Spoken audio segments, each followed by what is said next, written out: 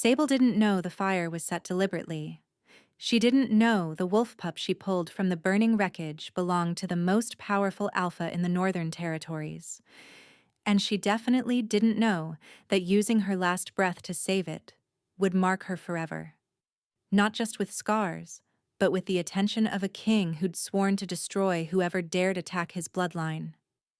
All she knew was that the flames were spreading fast, and something was crying inside.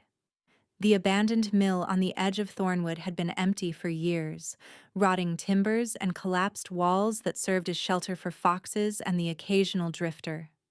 Sable passed it every night on her way home from the healer's cottage where she worked grinding herbs and mixing poultices for old Mirren. She never gave it more than a glance, but tonight, the sky above it glowed orange. Sable dropped her basket and ran.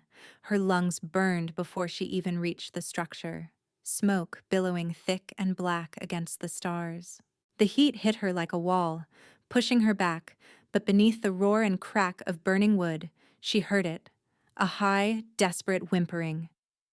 "Hello?" she shouted, circling the mill. "Is someone in there?"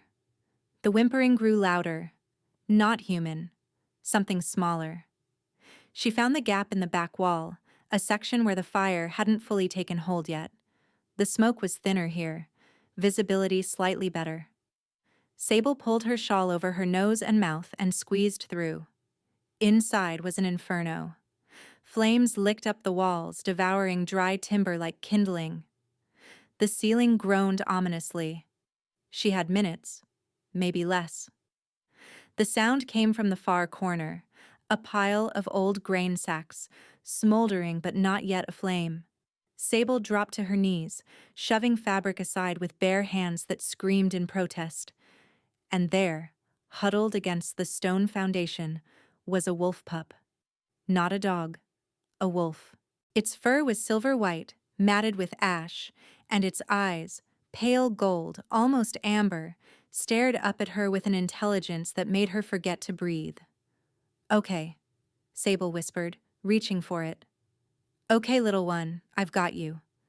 The pup didn't bite, didn't struggle. It simply collapsed into her arms like it had been waiting for her, trembling violently. Sable tucked it against her chest and turned toward the gap she'd entered through. It was gone. Flames had swallowed it completely. Panic clawed at her throat. The smoke was thicker now, choking, blinding. She couldn't see the walls, couldn't tell which direction led out. The ceiling groaned again, louder this time, and something crashed behind her, sending sparks showering across her back. Sable stumbled forward, one hand shielding the pup, the other stretched out in front of her. Her eyes streamed, her lungs screamed for air that wasn't poison. The heat was unbearable, searing her skin even through her clothes. She hit a wall. Solid stone, not timber. The foundation. If she followed it, another crash. Pain exploded across her shoulder as something heavy struck her, driving her to her knees. She could smell her own hair burning. "Get up," she told herself. "Get up, or you both die here." Sable forced herself to her feet. The pup clutched tight against her chest. She followed the wall blindly, one agonizing step after another, until her hand found empty air. A window, low and narrow, the wooden frame already consumed by flames. She didn't think. She threw herself through. The night air hit her like salvation. Sable rolled across the ground, smothering the embers on her clothes, and came to rest in the wet grass several feet from the burning mill. The pup was still in her arms, still breathing. She'd done it. She'd actually... The world tilted sideways. Her vision blurred, darkened at the edges. She tried to stand, but her legs wouldn't cooperate. The pain she'd been holding at bay came rushing in. Her shoulder, her hands, her back. Everything burning and everything wrong. The pup whimpered and licked her chin, but Sable couldn't respond, couldn't move, could barely keep her eyes open. The last thing she saw before darkness claimed her was a figure emerging from the tree line, tall, broad-shouldered, moving toward her with inhuman speed. Then nothing. Theron reached her just as she collapsed. He'd felt it the moment the fire started, a pull in his chest, sharp and urgent, drawing him toward Thornwood with a compulsion he couldn't explain. He'd been 3 miles away, reviewing border patrols with Corvin, when the sensation hit him like a blade between the ribs. Cinder, his nephew, his brother's only son, the last piece of Fenric that remained in this world. Theron had shifted without a word to his beta and run. He'd covered the distance in minutes, following the invisible thread that connected him to his blood, and arrived to find the old mill engulfed in flames, and a human woman crawling out of the inferno with Cinder pressed against her heart. Now she lay motionless in the grass, and Theron couldn't make sense of what he was seeing. She was small, painfully thin, with dark hair singed ragged and skin covered in soot and burns. Her clothes were ruined, her hands blistered, her shoulder clearly dislocated from something heavy striking her. By all rights, she should be dead. The fire had been hot enough to melt iron. He could feel the heat radiating from the ruins even now. But she'd survived. More than that, she'd saved Cinder. The pup squirmed free of her limp arms and pressed against Theron's leg, whimpering. He knelt and ran his hands over the silver fur, checking for injuries. Singed in places, but breathing steady. Alive. Because of her. Theron's gaze returned to the woman. Her chest rose and fell in shallow, labored breaths. She needed a healer immediately. The burns on her hands alone would leave permanent damage if not treated. Your Majesty. Corvin emerged from the trees, having followed on foot. His expression shifted from concern to shock as he took in the scene, the burning mill, the unconscious woman, the pup now pressing against Theron's side. What happened? Someone set this fire. Theron's voice was ice. Deliberately, Cinder was inside. Corvin's face hardened. An attack on your blood, on pack territory. Yes. Theron gathered the woman into his arms, careful of her injuries. She weighed almost nothing. Light as kindling, fragile as ash. And this human pulled him out. Nearly killed herself doing it. Who is she? I don't know. Theron looked down at her face. Young, perhaps 22 or 23, with features that might have been pretty if they weren't slack with unconsciousness and pain. But I intend to find out. He turned toward the tree line, Cinder trotting at his heels. Send trackers to examine the mill once the fire dies. I want to know who did this, how they got onto our land, and why they targeted Cinder specifically. And the woman? She comes with me. Have Isolde prepare the healing chambers. Corvin hesitated. Your Majesty, bringing a human into Ashvale. She saved my nephew's life. Theron's tone left no room for argument. She will be given every care this pack can provide. Anyone who objects can take it up with me personally. He didn't wait for a response. The woman needed help now, and Theron had already wasted too much time. The fortress of Ashvale rose from the mountains like a crown of black stone, its towers catching the moonlight. Theron had grown up within these walls, had taken his father's throne within these walls, and had buried his brother within these walls. It was home in all the ways that mattered. Ancient, fierce, and unforgiving to those who threatened what it protected. But tonight, for the first time, he was bringing someone inside who didn't belong. A human woman with burned hands and no name, who had run into a fire for a wolf pup she'd never seen before. The gates opened at his approach. Warriors lined the courtyard, their expressions shifting from alertness to confusion as they saw what he carried. Summon Isolde, Theron commanded, not slowing. Now. He took the stairs 2 at a time, moving through corridors he could navigate blind. The healing chambers were in the east wing, warm rooms lined with herbs and soft light, where Isolde worked her particular brand of medicine. She was waiting when he arrived, silver hair braided back, her weathered face already assessing. Put her here. Isolde gestured to the nearest bed, and tell me everything." Theron laid the woman down gently, watching as Isolde began her examination. The healer's hands moved with practiced efficiency, cutting away ruined fabric, cataloging injuries. Second-degree burns on the hands and forearms, third degree on the left shoulder where something struck her. Smoke damage to the lungs, possible internal bleeding. Isolde's voice was clinical, but her eyes were sharp. She shouldn't have survived this.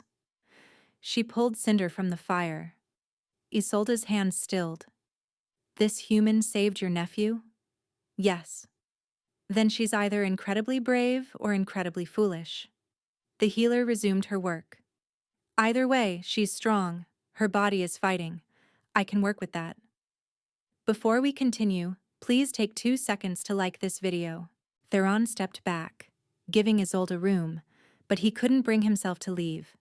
Something about this woman nagged at him, a familiarity he couldn't place, a pull in his chest that had nothing to do with Cinder.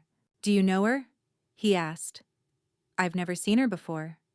"She's not from the village. I know every soul in Thornwood." "Then where did she come from?"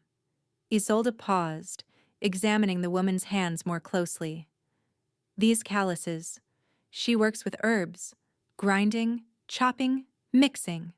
She sniffed the woman's ruined shawl. "Comfrey, yarrow, feverfew." Her gaze lifted. "She's a healer's apprentice, or something close to it." "The cottage on the ridge," Theron said, realization dawning. "Old Mirren." That would explain it. Mirren keeps to herself, takes in strays. This one must be recent. Isolde returned to her work. "I'll send word to Mirren once she's stable. For now, you should go." "I'll stay." "Your Majesty." "I'll stay," Theron repeated. "She risked her life for my family. I won't leave her to face the consequences alone." Isolde studied him for a long moment, something unreadable in her expression. Then she nodded. "As you wish." Sable woke to pain. It came in waves, sharp and searing where her hands lay bandaged at her sides, deep and throbbing in her shoulder, raw and scratching in her throat every time she breathed. She tried to open her eyes, but the light was too bright, forcing them shut again with a groan. "Easy." A woman's voice, calm and authoritative. "You're safe. Don't try to move yet." Sable forced her eyes open despite the pain. The room swam into focus slowly, stone walls softened by tapestries, a fire crackling in a massive hearth. The smell of herbs she recognized. Calendula, honey, something sharper beneath. A healer's chamber, but not Mirren's cottage. This was something else entirely. "Where?" Her voice came out as a croak. "Where am I?" "Ashvale." The woman moved into view, silver-haired, sharp-eyed, with the bearing of someone accustomed to authority. "You've been unconscious for 2 days." 2 days. Sable's heart lurched. "The pup. The wolf pup, is he?" "Alive and well, thanks to you." The woman pressed a cup to Sable's lips. Small sips. "Your throat took damage from the smoke." The water was cool and sweet, easing the rawness. Sable drank gratefully, her mind spinning. Ashvale. She knew that name. Everyone in the outer territories knew that name. The seat of the Alpha King, the most powerful wolf pack in the north. "I don't understand," she whispered. "Why am I here?" "Because you saved Cinder's life." The woman set down the cup. "I'm Isolde, chief healer of Ashvale, and you've attracted considerable attention." "Cinder?" "The pup you pulled from the fire. He's the nephew of our king, the son of his late brother." Sable's blood ran cold. She'd stumbled into something far bigger than a burning mill and an abandoned animal. "I didn't know. I just heard him crying, and I couldn't leave him there." "No," Isolde agreed, something like respect entering her voice. "You couldn't. That's why you're still breathing." A knock interrupted them. Isolde's expression shifted slightly. "Come in." The door opened, and Sable forgot how to breathe. The man who entered was tall, impossibly tall, filling the doorway with broad shoulders and a presence that seemed to reshape the air around him. Dark hair fell past his collar, framing a face of sharp angles and barely contained power. He wore simple clothes, black trousers, a gray linen shirt open at the throat. But there was nothing simple about him. He moved like a predator, every step deliberate, controlled. But it was his eyes that held her, gray as winter clouds, pale and piercing, watching her with an intensity that made her want to look away and never look away, all at once. "You're awake." His voice was low, rough-edged. Sable remembered hearing it before, somewhere in the darkness between consciousness and oblivion. "Hold on. Just hold on." "Yes," she managed. He crossed the room to stand beside her bed, and she was acutely aware of how small she must look, bandaged, broken, swallowed by blankets in a bed meant for someone far more important. "What's your name?" "Sable. Sable." He repeated it slowly like he was testing the weight of it. "I'm Theron." She knew. Of course she knew. The Alpha King of Ashvale, ruler of the Northern Territories, the man they called the Iron Wolf. Stories of him had reached even Mirren's isolated cottage, tales of a young king who'd taken the throne after his father's death, who ruled with ruthless efficiency, who had never taken a mate despite the council's pressure. "Your Majesty," she whispered, struggling to rise. "Don't." His hand caught her uninjured shoulder, gentle but firm, pressing her back into the pillows. "You nearly died saving my nephew. You don't bow to me." His touch sent a jolt of recognition through her, something that went beyond physical contact, beyond explanation. Sable's breathing stuttered, and she saw his eyes widen slightly, felt his hand tighten for a fraction of a second before he withdrew. "The fire," he said, his voice rougher than before. "Tell me what you saw." Sable gathered her scattered thoughts. "I was walking home from Mirren's cottage. I saw the smoke, heard something crying inside. I didn't think. I just went in." "You didn't think." His jaw tightened. "You ran into a burning building without thinking. There was something alive in there. You could have died. So could he." Sable met his gaze, refusing to look away despite the intensity burning there. "I couldn't just watch." A shadow crossed Theron's features. Frustration, admiration, something deeper she couldn't name. He turned to Isolde. "Leave us." The healer raised an eyebrow but gathered her supplies without argument. The door clicked shut behind her. Theron pulled a chair close to the bed and sat, leaning forward with his elbows on his knees. This close she could see the shadows under his eyes, the tension in his shoulders. The Alpha King looked worn thin. "The fire was set deliberately," he said quietly. "Someone put cinder in that mill and lit it on fire, knowing he couldn't escape." Sable's stomach dropped. "Someone tried to murder him?" "Yes. A pup barely 6 months old." His hands clenched. "My brother's son. The only family I have left." "Why would anyone—" "That's what I need to find out." Theron's eyes held hers. "You were the only person there. You might have seen something, heard something, even if you don't realize it." Sable tried to think back, but the memories were fragmented, smoke and heat and desperate scrambling. "I didn't see anyone. The mill was already burning when I arrived. I heard him crying and I couldn't leave him." "Nothing else? No scent? No tracks? No sound of someone fleeing?" She shook her head, then winced as her shoulder protested. "I'm sorry. I wish I could help." Theron studied her for a long moment. Then, slowly, the tension in his posture eased. "You've already helped more than you know."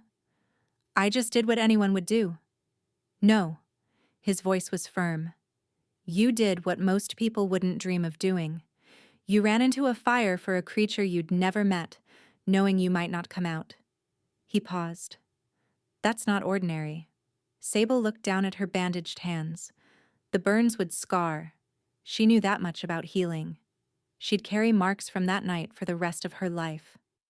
Isolde says you work for Mirren, Theron continued. The hedge witch on the ridge. She's not a witch. She's a healer. The distinction is lost on most. Something almost like a smile tugged at his mouth. How long have you been with her? 3 years. She found me on the road after... Sable stopped. She didn't talk about that. Not to anyone. After what? She met his eyes, saw the genuine curiosity there, and felt something dangerous stir in her chest.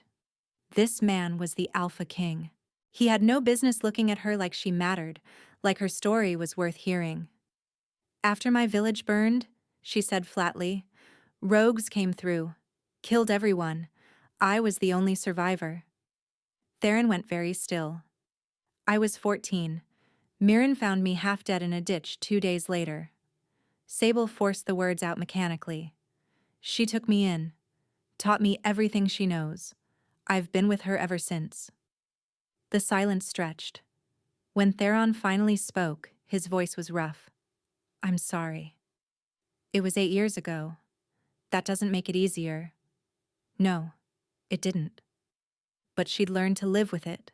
The nightmares, the fear, the way the smell of smoke still made her hands shake. The fire at the mill, she said slowly. Do you think it's connected?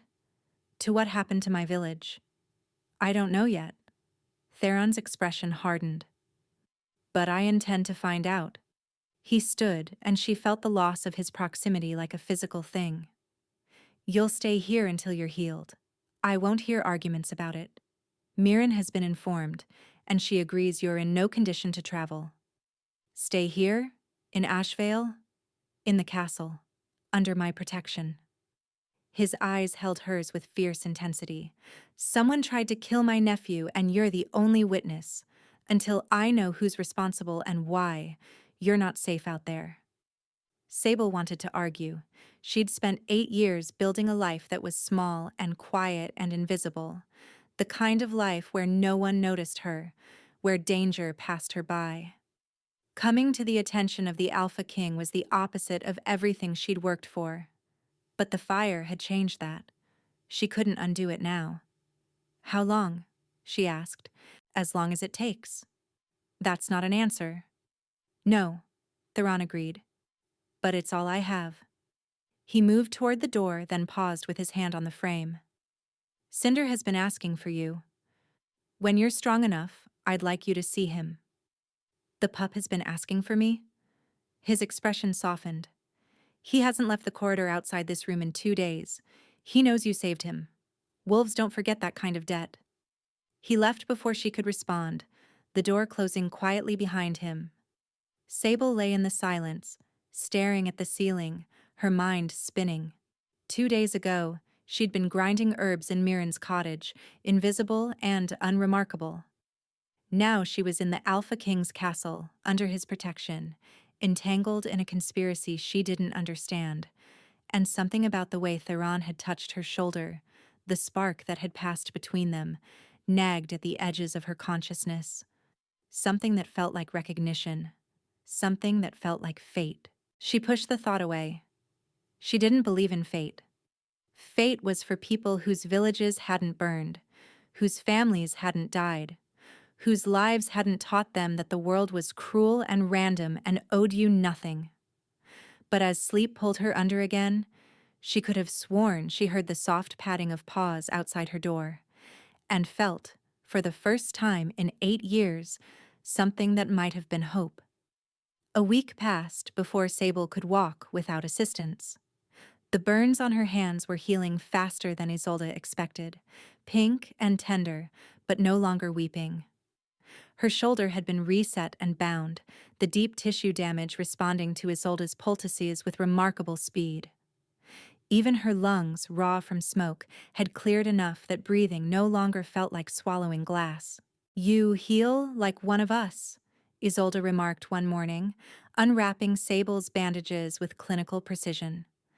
I've never seen a human recover this quickly from third-degree burns. Sable didn't have an explanation. She'd always healed fast, cuts closing overnight, bruises fading within days. Mirren had noticed it too, had called it a gift, and left it at that. Whatever the reason, Sable had learned not to question it. Some things simply were.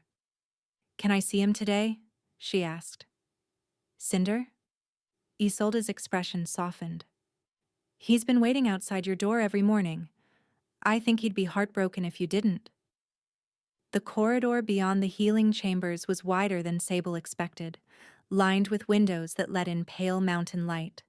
And there, curled against the wall like he'd taken root, was Cinder. He lifted his head the moment she appeared, those amber eyes fixing on her with startling intensity. Then he was on his feet, bounding toward her, his silver-white fur gleaming. Sable knelt carefully, mindful of her shoulder, and Cinder pressed his head against her chest. A low whine escaped him, relief and recognition, and something that felt almost like gratitude. "Hey," she whispered, running her fingers through his fur. "I'm okay. We're both okay." Cinder's tail wagged, and he licked her chin with such enthusiasm that she laughed despite everything. "He hasn't left this corridor since you arrived."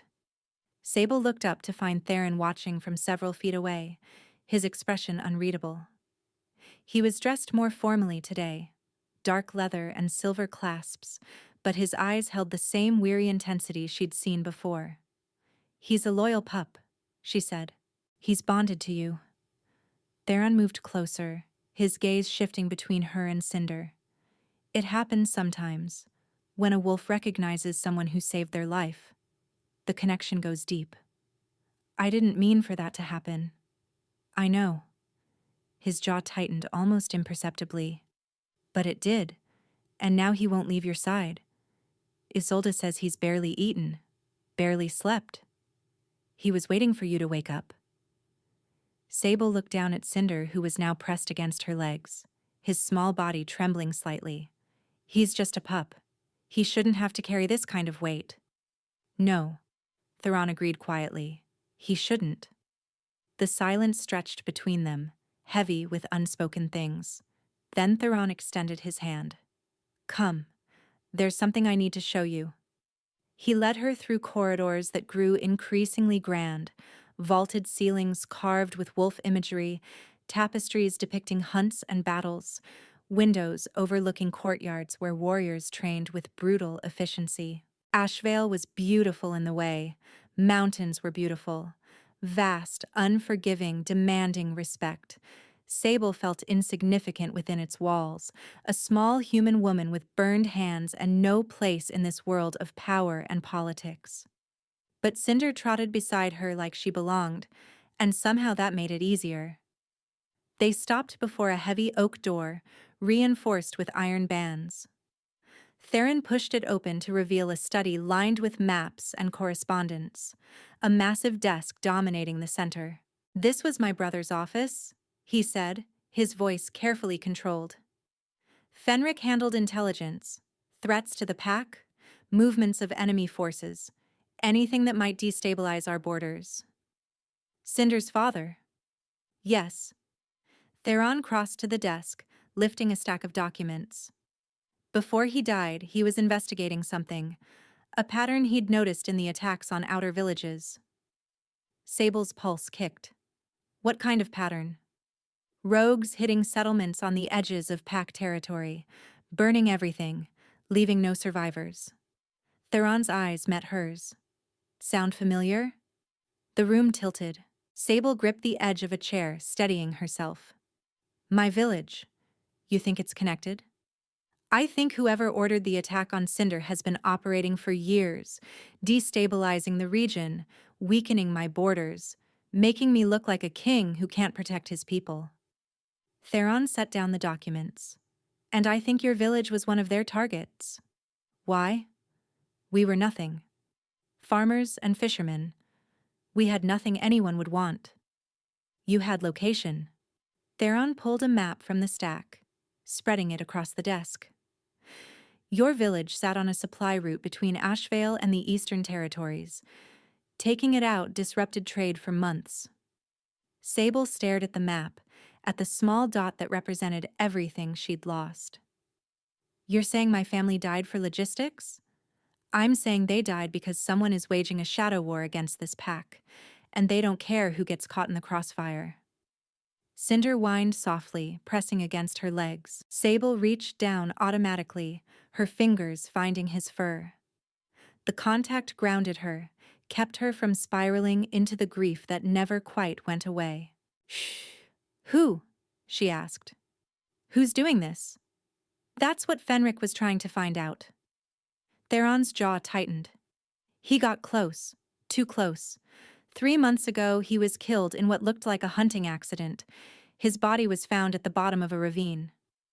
You don't think it was an accident? I know it wasn't. Theron's voice was ice. My brother was the best tracker in the Northern Territories. He didn't fall. He was pushed. Sable absorbed this, her mind racing. And now someone tried to kill his son. Whoever murdered Fenric wants his entire bloodline erased. Cinder is the last loose end. Theron looked at the pup with fierce protectiveness. They failed because of you. I was just in the right place at the right time. Were you?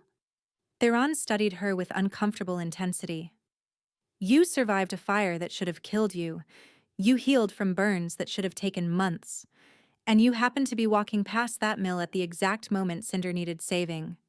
What are you suggesting? I don't know yet. He moved closer and she caught his scent, pine and wood smoke and something wilder beneath. But I've learned not to believe in coincidence. A knock interrupted them. Corvin entered, his expression grim. Your Majesty, we found something at the mill site. Theron's posture shifted, predatory alertness replacing thoughtful contemplation. Show me. The object was small, a silver clasp, half melted but still recognizable. Corvin had found it buried in the ash near where Cinder had been trapped. Theron held it up to the light, and Sable watched his composure slip. The careful control gave way, revealing something raw beneath. You recognize it, she said. It's a council insignia. His voice was dangerously quiet. Only 7 people in this territory have the right to wear this mark. Someone from your own council tried to kill Cinder? Theron didn't answer immediately. He crossed to a cabinet, pulling out a wooden box. Inside, arranged on velvet, were 7 identical clasps, each bearing the same symbol, each representing a seat of power in his inner circle. He compared the melted clasp to the others, his jaw tight. Varen, he said finally. Lord Varen's insignia. Who is Lord Varen? My father's oldest ally. He's served this pack for 30 years. Theron's hand clenched around the clasp. He held me when I was a child. Swore loyalty on my father's grave. Maybe someone stole it. Planted it to frame him. Maybe.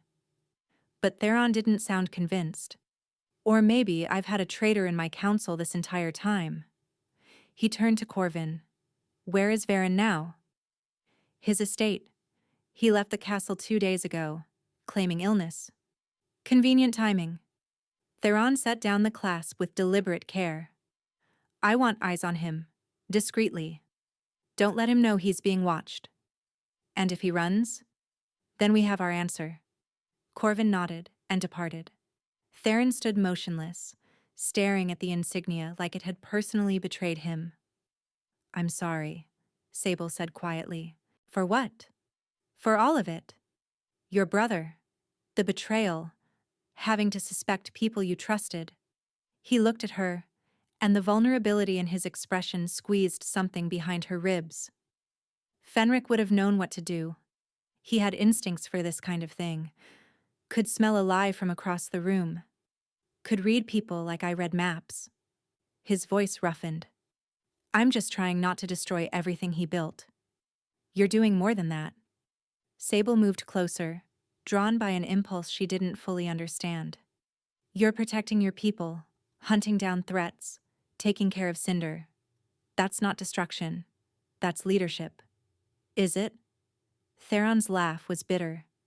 I've spent 3 years chasing shadows while my enemies grew stronger. My brother is dead. My nephew is nearly murdered, and I didn't see any of it coming. You see it now. Too late. Not too late for Cinder. She gestured to the pup, who had curled up by the fire, watching them with those golden eyes. Not too late for whatever comes next. Theron studied her for a long moment.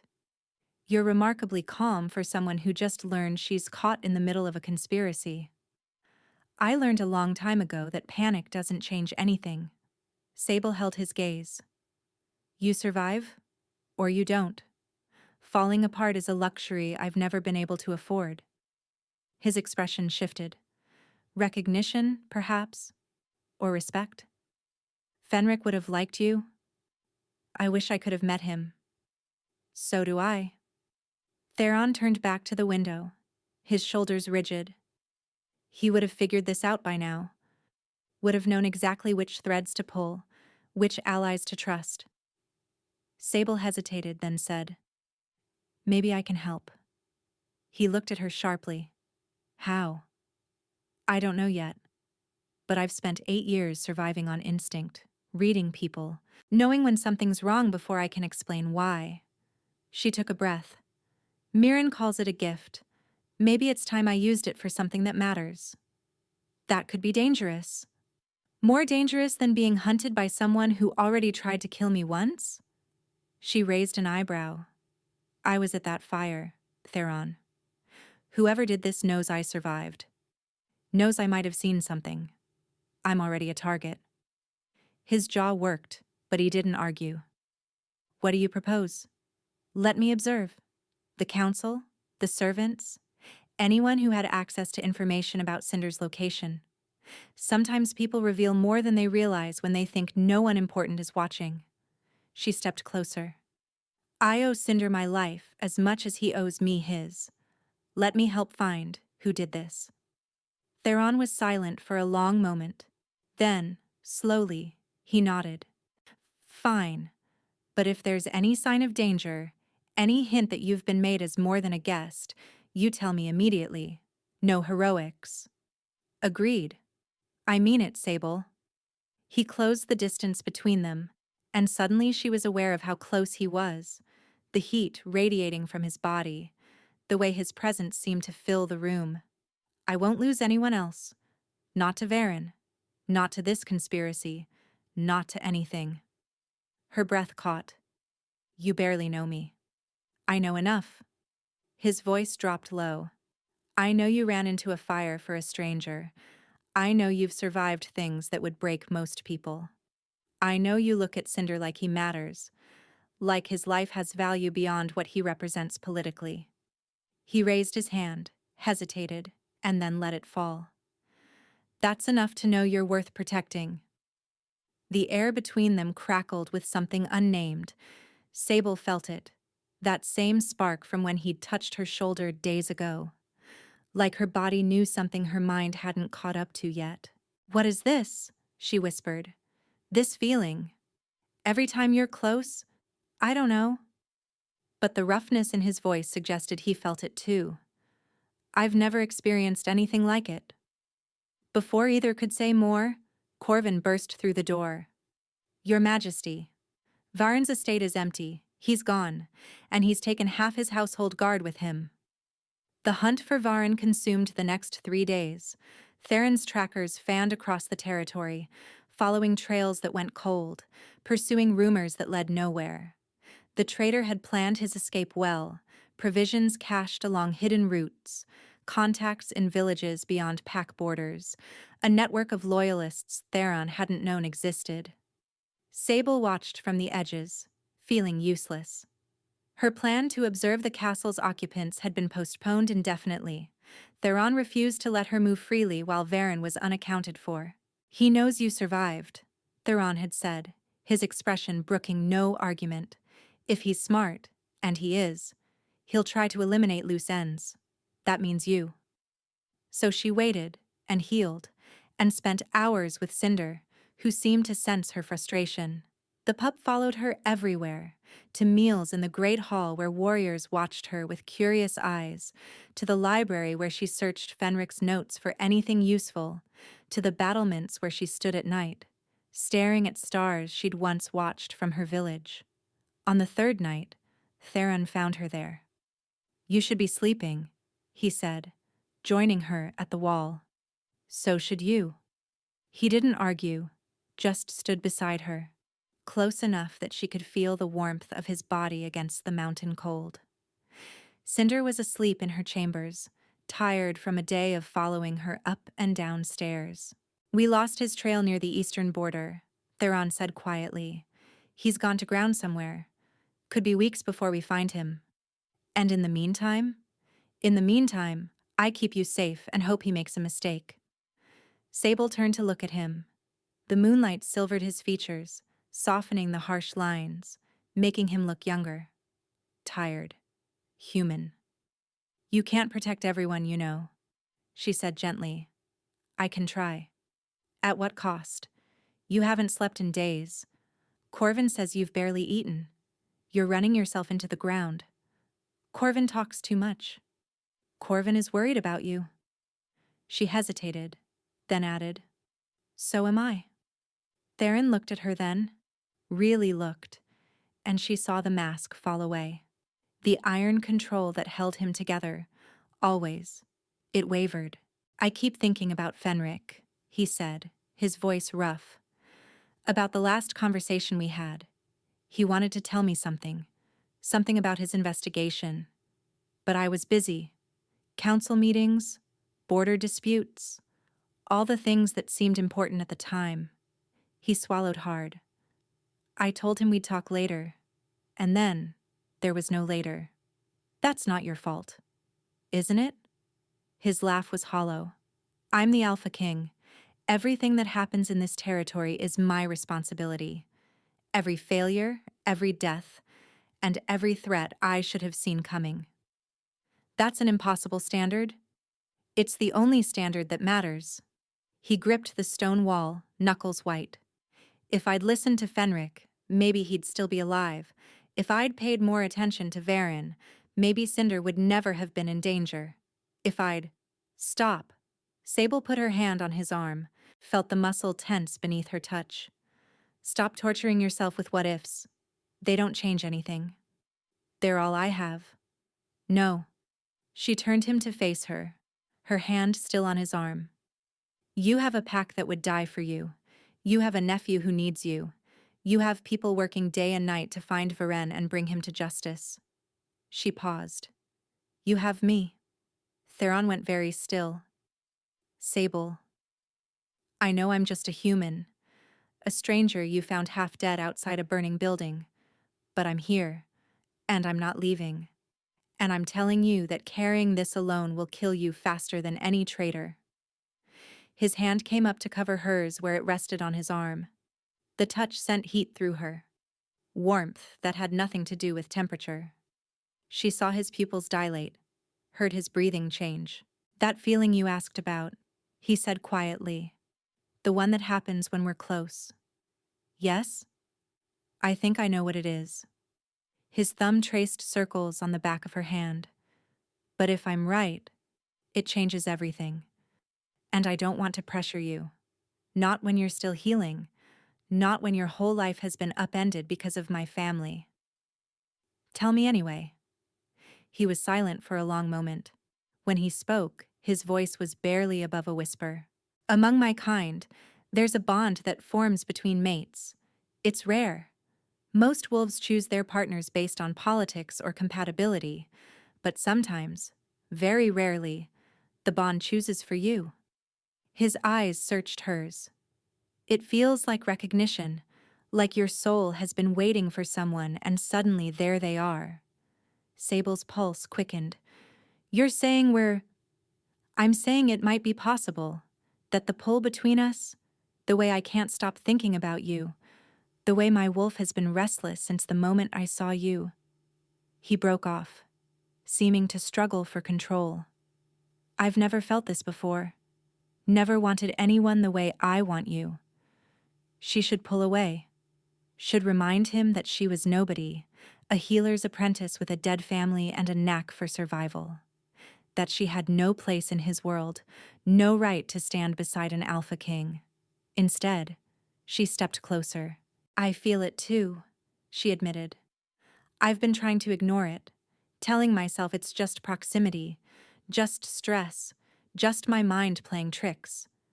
But every time you walk into a room, every time you look at me, she shook her head. It's like my whole body knows something my brain hasn't figured out yet.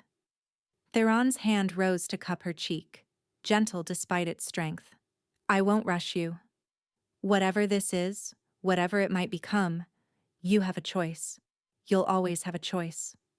What if I'm making it now? The air left his lungs. Sable. She rose on her toes and kissed him. For a heartbeat he was frozen. Then his arms came around her, pulling her against him, and he kissed her back with a desperation that stole her breath. His lips were warm, demanding, tasting of need too long denied. One hand cradled her jaw while the other pressed against the small of her back, holding her like she might disappear if he let go. When they finally broke apart, both breathing hard, Theron pressed his forehead to hers. I should be noble about this, he murmured. Should give you time, give you space, make sure you know what you're getting into. And instead? His laugh was shaky. Instead, I'm standing here wondering how fast I can get the council to approve a mating ceremony. Sable laughed despite herself. Maybe we should focus on catching Varen first. Probably wise. But he didn't let go of her. Tell me this is real. Tell me I'm not imagining it. It's real. She pressed her hand over his heart, felt it pounding beneath her palm. I don't understand it, and it terrifies me, but it's real. Then stay. His voice cracked slightly. Not as a guest, not as a witness. Stay because you want to. Stay and let me show you what this could be. She thought about the life she'd built. Quiet, invisible, safe. The cottage with Mirren, the routine of herbs and healing, the careful walls she'd constructed around her heart.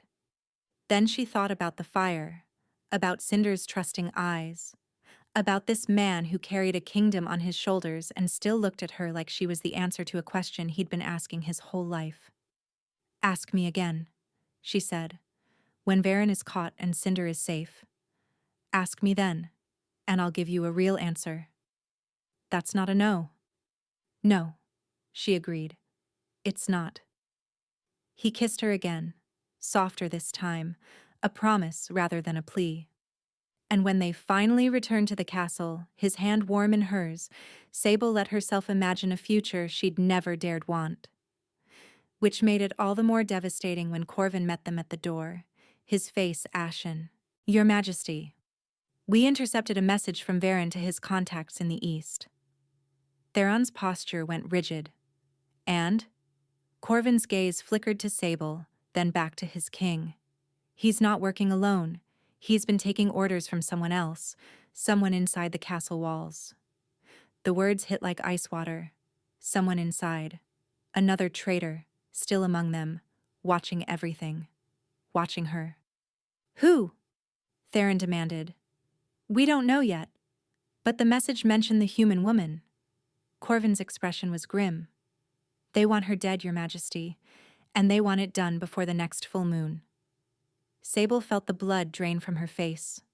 The full moon was in 4 days. 4 days. Sable had 4 days before someone inside these walls tried to kill her. The castle that had begun to feel like sanctuary now felt like a cage. Every servant who passed her in the corridors, every guard who stood watch outside her door, every council member who glanced her way during meals, any of them could be the second traitor. Any of them could be waiting for the right moment to strike.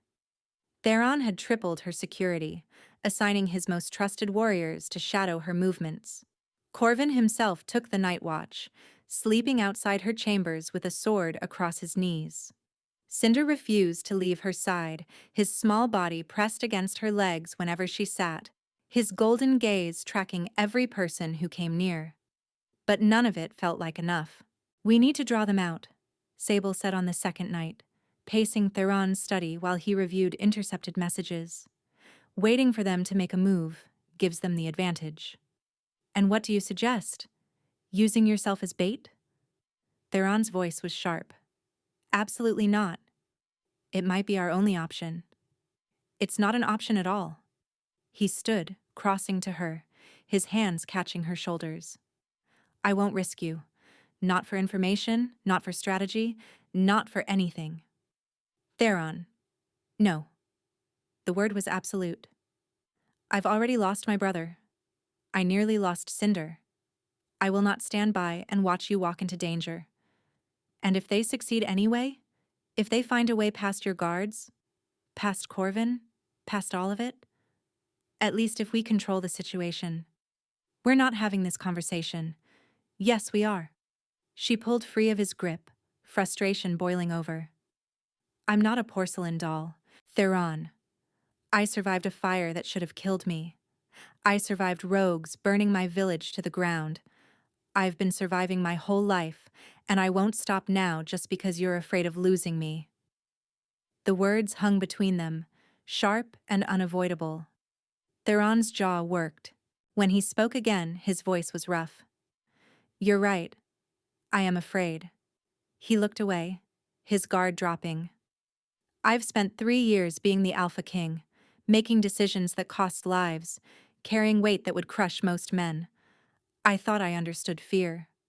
His eyes returned to hers. "I didn't. Not until you." Sable's anger faltered. "Theron. When I saw you outside that mill, barely breathing, covered in burns." He shook his head.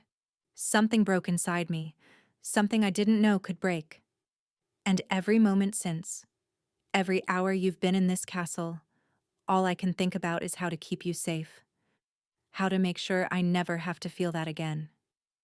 She stepped closer, her hand finding his. "I'm not asking you to let me face this alone. I'm asking you to trust me, to let me be part of the solution instead of just the problem everyone's trying to protect." His fingers tightened around hers. "If something happened to you, then you'd survive it. The same way you survived losing Fenric. The same way I survived losing everyone I loved." She raised their joined hands, pressing them against her heart. "But I don't plan on dying. I plan on helping you catch whoever's doing this, and then I plan on figuring out what this thing between us actually means." A ghost of a smile crossed his face. "You're infuriatingly stubborn. I learned from the best. Mirren doesn't take no for an answer either." The tension in his shoulders eased slightly. "Fine, we'll discuss options. But," he added before she could respond, "any plan that puts you in direct danger gets vetoed. Non-negotiable." "Agreed?" He pulled her into his arms, holding her tight against his chest. She felt his heartbeat, rapid despite his controlled exterior, and understood what it cost him to compromise. 3 years, he whispered against her temple. "I've been alone for 3 years, carrying this kingdom, trusting no one completely. And then, you appear out of nowhere, smelling like smoke and stubbornness.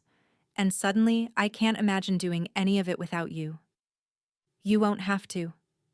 She tilted her head back to look at him. "We're going to figure this out. Together."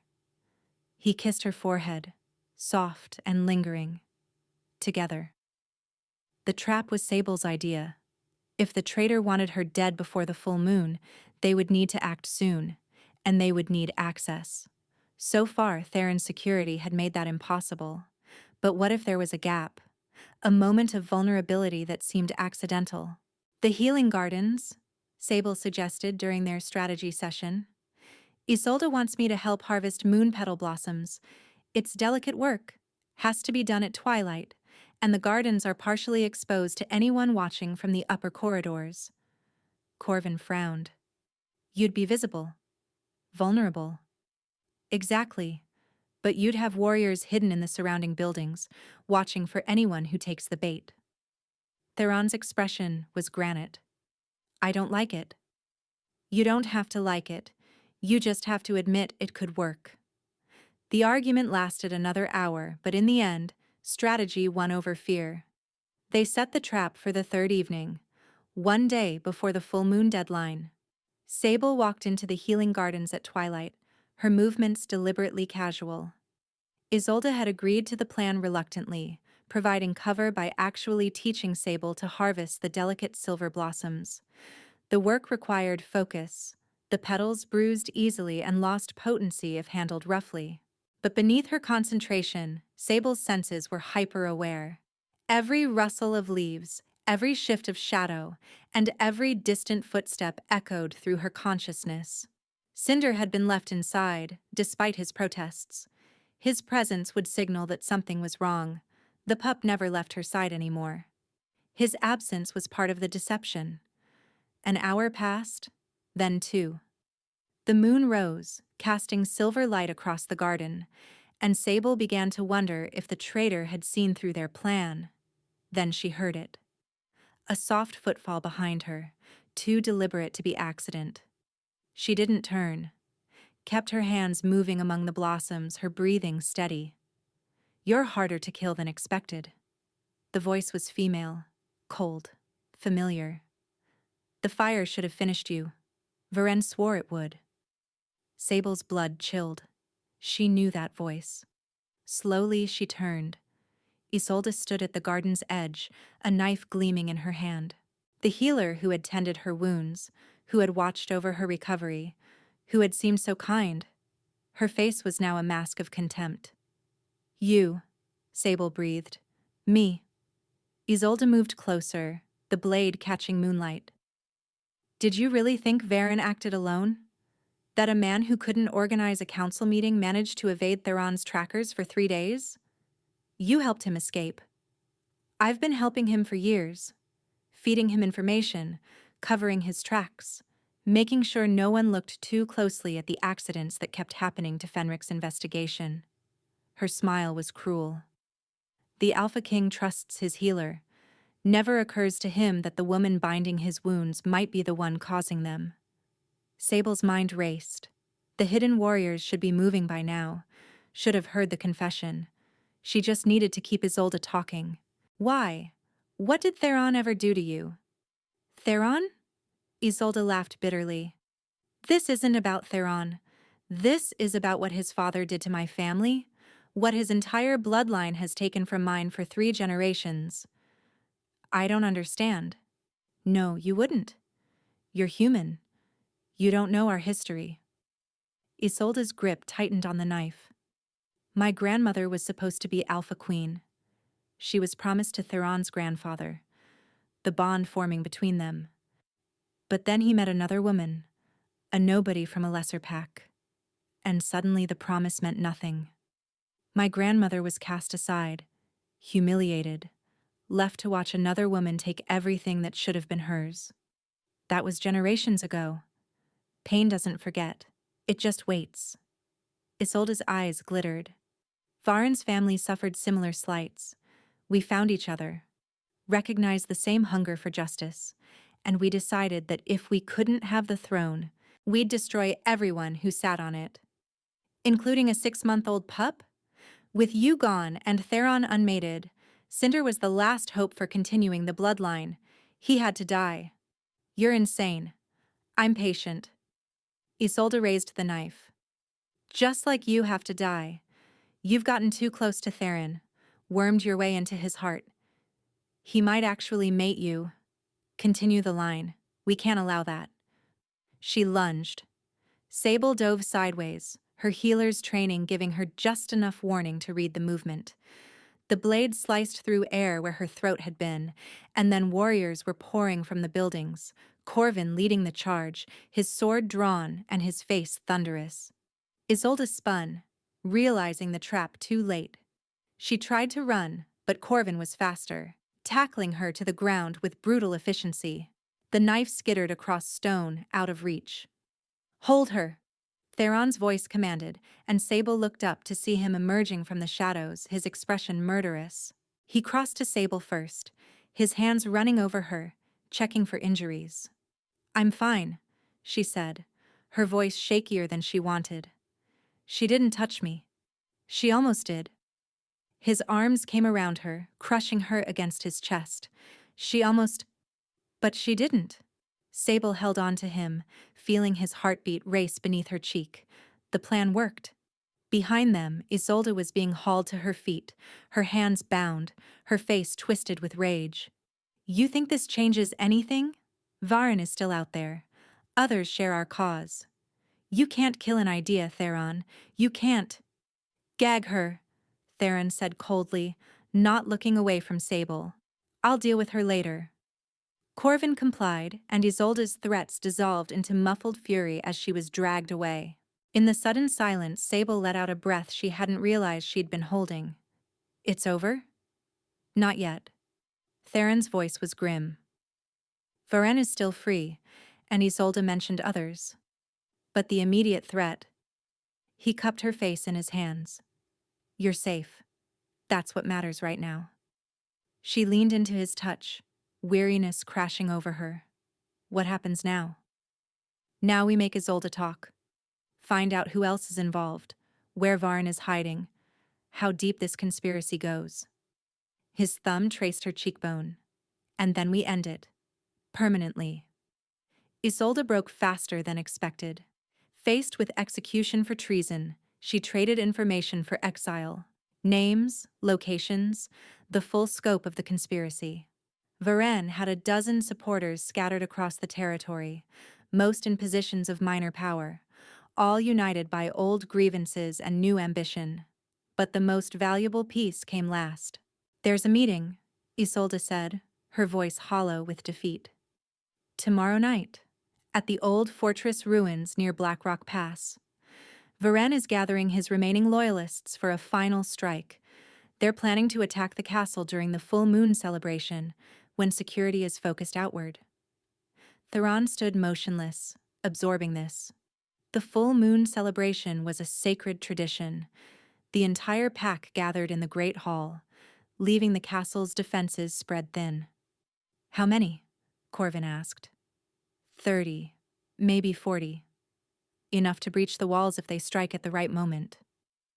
And Varen will be at this meeting? He's leading it. He thinks he's won.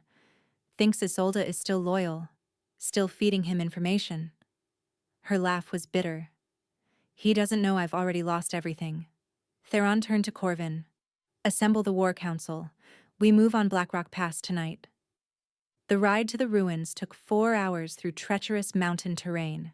Sable had insisted on coming, over Theron's furious objections, arguing that her presence might draw out any hesitant conspirators.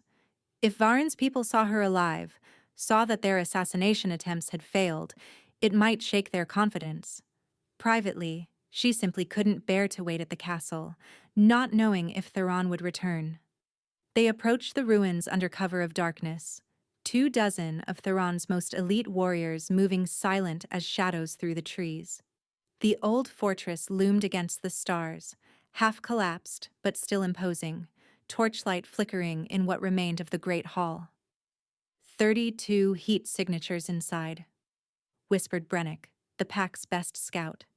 Heavily armed, Varen is at the center, addressing them. Theron's jaw tightened. Surround the perimeter. No one escapes. The warriors dispersed, melting into the darkness. Sable stayed close to Theron, cinder pressed against her legs. The pup had refused to be left behind, and in the end, Theron had relented. Whatever bond connected them seemed to grant Cinder an uncanny sense for danger. They waited until Corvin's signal, a low whistle that echoed off stone. Then Theron stepped into the torchlight, his presence commanding immediate attention. Varen. The conspirators spun, weapons drawn, faces registering shock. Varen stood at the hall's center, older than Sable had expected, with silver-streaked hair and cold blue eyes that showed no fear. Theron. He smiled as if greeting an old friend. I wondered when you'd find us. It's over.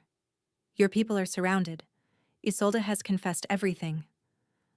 A muscle twitched in Varen's jaw. Rage quickly suppressed. Isolde was always weak, I should have known she'd break. Surrender now, and I'll grant quick deaths to your followers. Continue this, and I'll make examples of every one of them. Quick deaths? Varen laughed. You still don't understand, do you? This isn't about winning or losing. This is about legacy. Your bloodline has ruled for 5 generations, crushing anyone who threatened your power. We're simply returning the favor. My bloodline protected this territory, built alliances, kept the peace. Your bloodline murdered my grandfather for speaking truth to power, exiled my father for demanding justice, took everything from my family and called it maintaining order. Varen's voice hardened. I've waited 40 years for this moment. I won't surrender it now.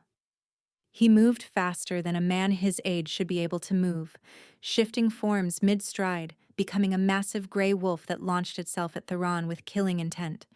But Theron was faster. His own shift was explosive, bones reforming, muscles expanding, until a black wolf twice Varen's size met the attack head-on. They collided with a force that shook the stones, fangs and claws tearing, growls echoing through the ruins. Around them, chaos erupted. Theron's warriors engaged the conspirators, steel clashing against steel, wolves fighting in a brutal melee. Sable pressed herself against a pillar, Cinder growling at her feet, watching the battle with horror and fascination. Theron was magnificent. Even wounded, even running on fumes from days without sleep, he fought with a ferocity that made Varen look slow by comparison. Blood streaked his black fur, but he kept pressing forward, driving the older wolf back and refusing to give ground. Then Varen stumbled. His hind leg buckled. Old injury, perhaps, or simple age, and Theron was on him, jaws closing around his throat, pinning him to the ground. For a long moment, nothing moved. The remaining conspirators, seeing their leader defeated, dropped their weapons. Theron's warriors closed in, binding hands, confiscating blades. Theron shifted back to human form, one hand still pressed against Varen's throat, his chest heaving. Yield. Varen also shifted back, blood running from wounds that would have killed a lesser wolf, laughed wetly. You think this ends anything? There will always be others, always someone willing to fight against your family's tyranny. Maybe. Theron's voice was ice. But they'll do it without you. He looked at Corvin. Take him. He stands trial at dawn. The trial was brief. Evidence of Varen's crimes stretched back decades. Fenric's murder, Cinder's attempted assassination, the attack on Sable's village 8 years ago. That last revelation hit her like a physical blow. The rogues who had burned her home, killed her family, hadn't been random raiders. They'd been Varen's agents, eliminating a village that sat on a strategic supply route. Her parents had died because of logistics, because of a man's 40-year grudge against a family they'd never met. Sable sat in the gallery, Cinder in her lap, her hands trembling as the full weight of it settled over her. 8 years of nightmares, 8 years of wondering why. And now she knew. And the knowledge was both devastating and strangely freeing. There had been a reason, even if it was monstrous.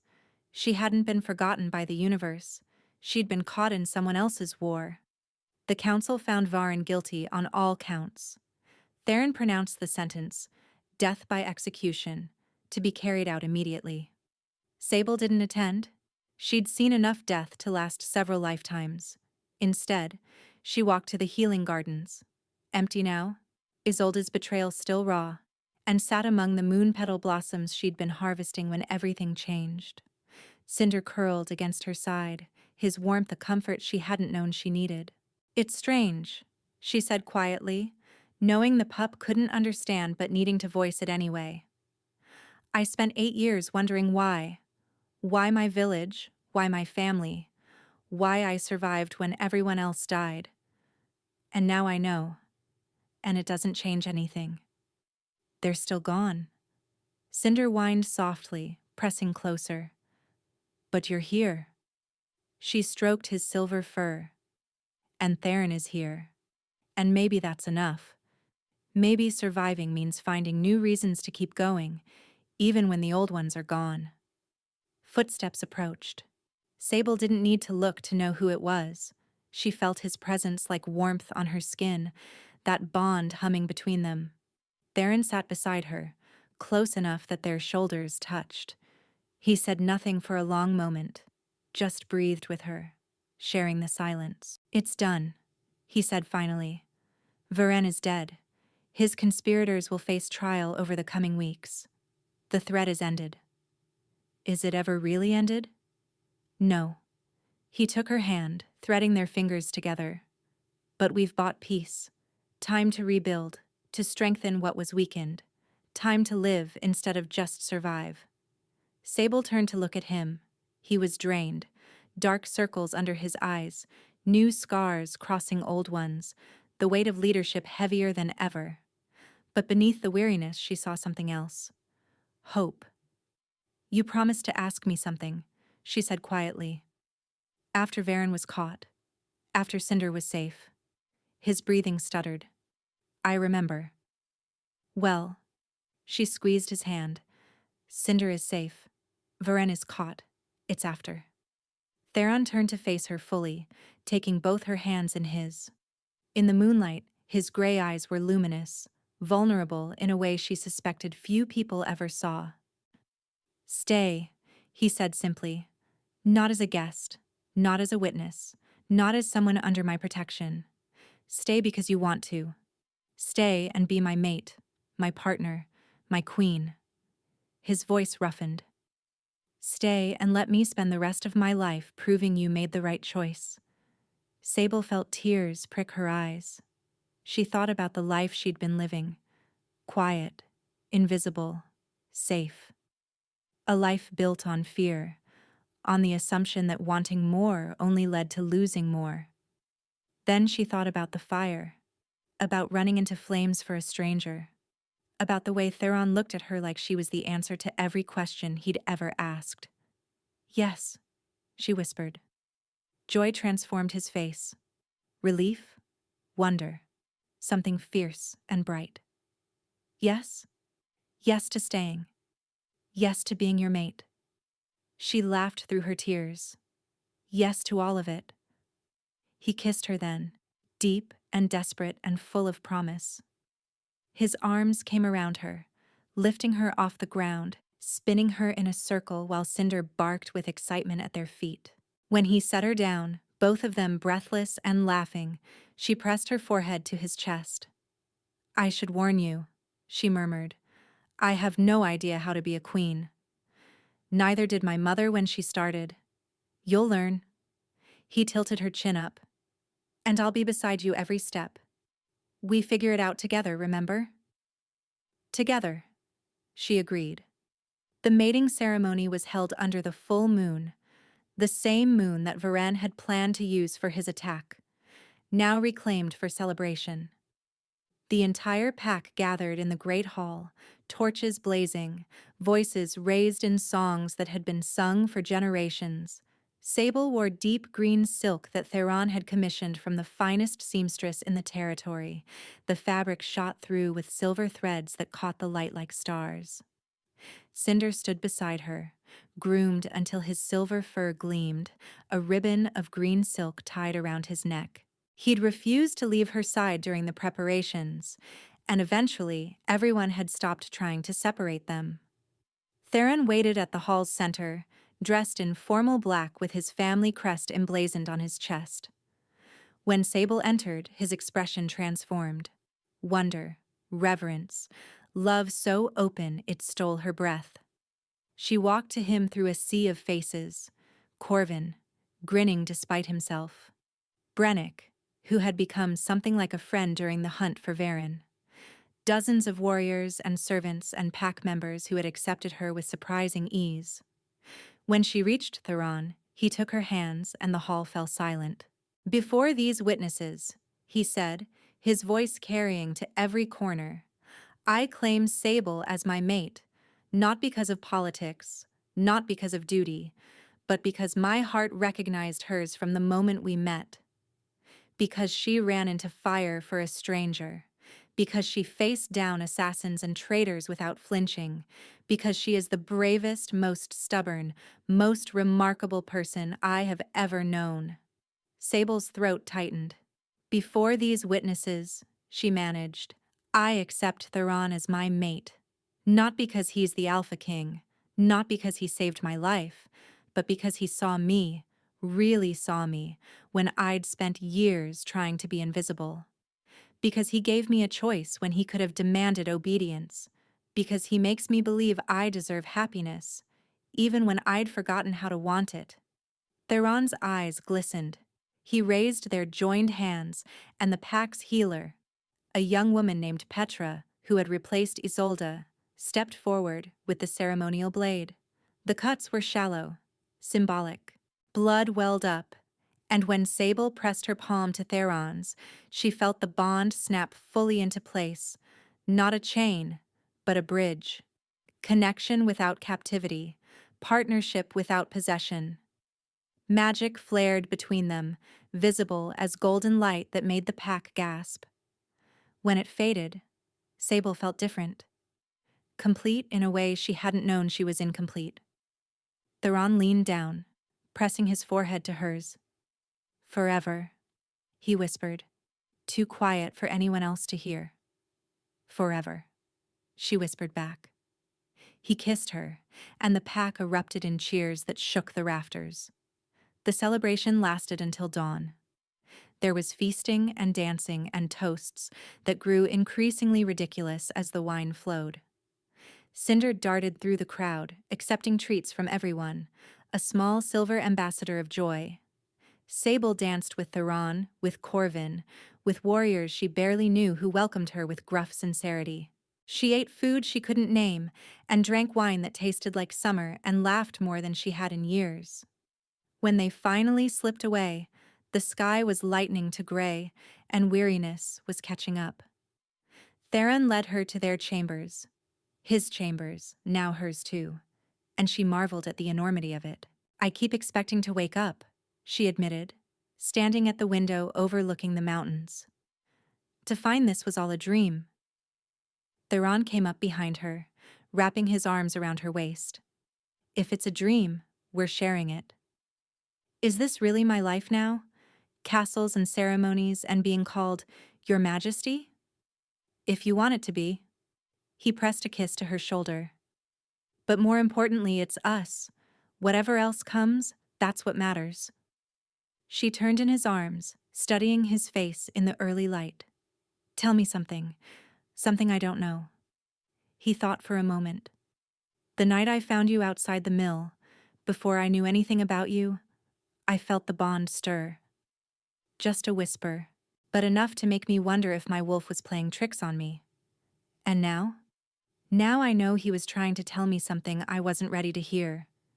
He tucked a strand of hair behind her ear. That you were mine, that I was yours. That everything leading up to that moment was just preparation for finding you. Sable felt tears threaten again. That's impossibly romantic. I have my moments. She laughed and kissed him, and he responded with a tenderness that made her feel cherished beyond measure. They fell asleep tangled together, the bond humming between them, the future stretching out before them. Whatever came next, they would face it together. 6 months later, Sable stood on the battlements, watching the sunrise paint the mountains gold. So much had changed. The conspiracy's last remnants had been rooted out, the territories stabilized, alliances strengthened. She'd learned to navigate council meetings and diplomatic functions, to speak with authority even when she felt like an imposter. The people had accepted her, some grudgingly, most with genuine warmth, and she'd begun to feel like she belonged. Cinder had grown from a trembling pup into a young wolf with his father's intelligence and his uncle's fierce loyalty.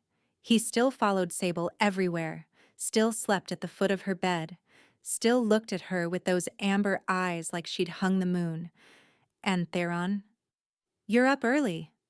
She turned to find him approaching, his hair sleep-tousled, a blanket wrapped around his shoulders against the morning chill. He looked younger like this, softer, the weight of kingship temporarily set aside. "Couldn't sleep," she said. "Too much thinking." He joined her at the wall, slipping one arm around her waist. "Good thoughts or bad thoughts?" "Mostly good. I was remembering the fire, the mill, how terrified I was." "And now?" She leaned into him, breathing in his scent, pine and wood smoke and home. "Now I'm grateful. If not for that fire, I never would have found you. Never would have found this. You saved Cinder's life. You saved mine, in a different way." He pressed a kiss to her temple. "I think the universe owed you something good. The universe owed me a king. The universe owed you someone who would love you the way you deserve." His arms tightened around her. "I'm just lucky it was me." Sable smiled, but something else tugged at her attention. A flutter in her stomach, a secret she'd been carrying for 3 days. "Theron?" "Hmm? I have something to tell you." He pulled back slightly, studying her face.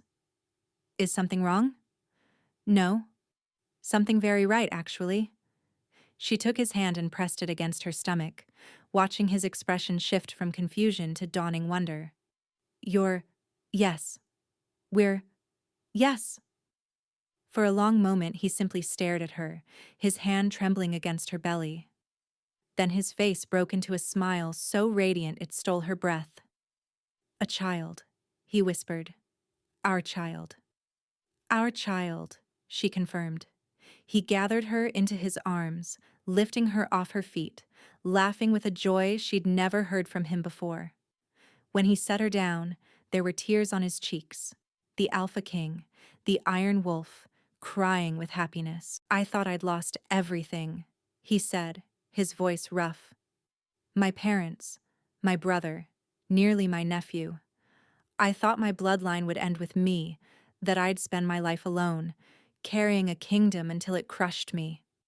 He cradled her face in his hands. "And then, you appeared out of smoke and fire, and gave me everything I'd stopped hoping for." Sable covered his hands with hers. "You gave it to yourself by being the man you are. I just recognized what was already there." "No." He shook his head. "You gave me the courage to want it, to believe I deserved it." He kissed her forehead, her cheeks, and her lips. "You're my miracle, Sable. You and this child and every day we have together." Below them, the castle was waking. Servants bustled through courtyards. Warriors began their morning drills. And somewhere, Cinder barked at a squirrel that had ventured too close to his territory. Life went on. It always did. But now, for the first time in as long as she could remember, Sable was grateful for it. She thought about the woman she'd been, afraid, invisible, and certain that happiness was something that happened to other people. That woman wouldn't recognize her now, wouldn't believe this was possible. But it was. All of it. The love, the family, the future growing inside her. "Thank you," she whispered, not sure if she was speaking to Theron or the universe, or the strange twist of fate that had sent her running into a burning mill. For what? For finding me, for seeing me, for giving me a reason to stop surviving and start living. Theron pulled her close, and they watched the sun rise together, wrapped in each other and the bond that had brought them home. Sable had used her last strength to save a wolf pup from the flames. The Alpha King had found her collapsing, and somehow, impossibly, they'd found their way to forever. Where are you listening from? Let's meet in the comments. I love hearing your thoughts. And if you'd like to support me, please subscribe. It's free, and it helps more people hear these stories.